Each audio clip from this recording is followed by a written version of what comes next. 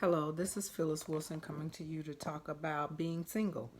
One thing that stands out to me about being single is how everyone or some people, when they see that, oh, you're single, like it's a punishment, or like it's a bad thing that someone's single, or even that it's a bad thing that I'm single.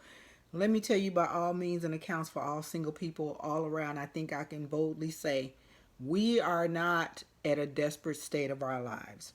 We are not bored. We are not lonely. And we surely are not miserable.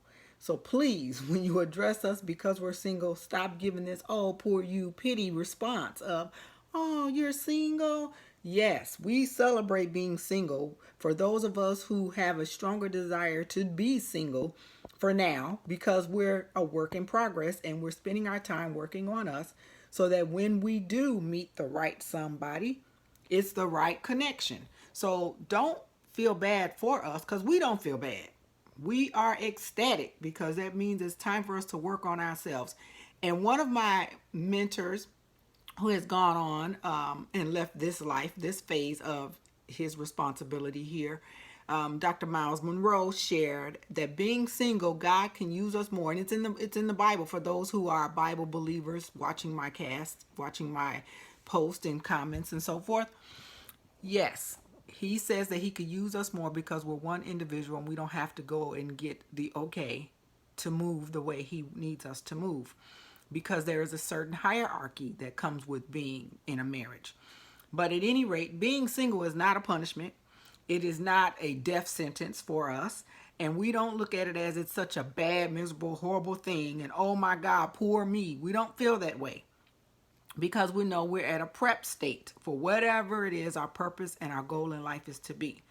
One thing I can say about singles is, and when we feel it the most, is our holidays. Simply because those of you who are not single, when we have to go to those family functions, when those banquets happen, church social gatherings, whatever the situation is, and we have nobody on our arm or we're not on the arm of somebody else when we walk through the door, you are the ones who try to make us feel like we're not good enough. Well, let me tell you, not only are we not good enough, are we good enough, but we are definitely sure that we are good enough.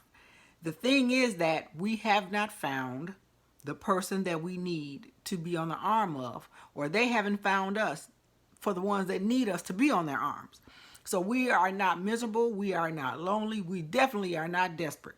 So don't think that it's your responsibility to try to connect us, sit us by, hook us up with, or give out our phone numbers for us to people that you feel is the right fit for us, because there are probably some things about me you don't know, or some things about that person you don't know. You know the representative that you have been shown in your presence.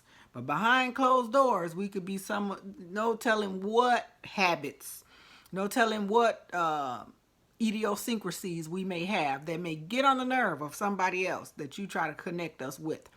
So let us stay single.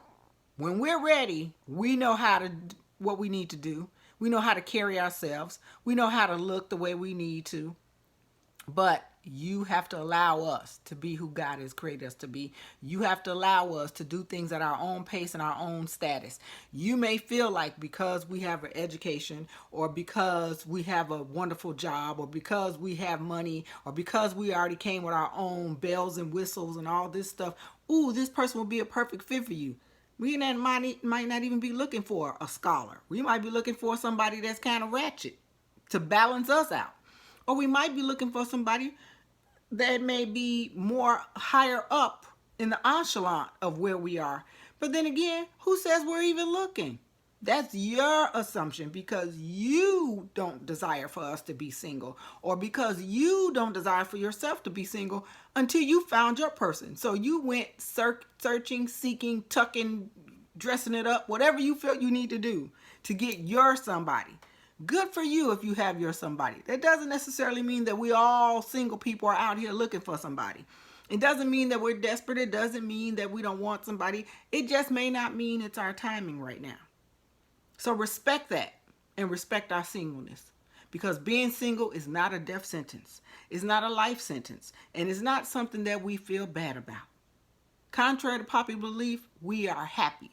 And in some instances, we're probably happier than some of you who are connected with somebody, because you thought that somebody was the right somebody for you, and they wind up being the person that made your life so miserable while we're over here being happy.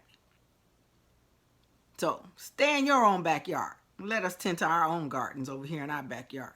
We're doing just fine. Until next time, like, share, subscribe, do whatever you need to do to stay connected to me through this channel. And then you will get the information for my podcast when we finish launching it, because we're revamping some things. And I'd like to see you bring some comments, some suggestions, as well as share with people who this could be beneficial to, and any of the other videos on my channel.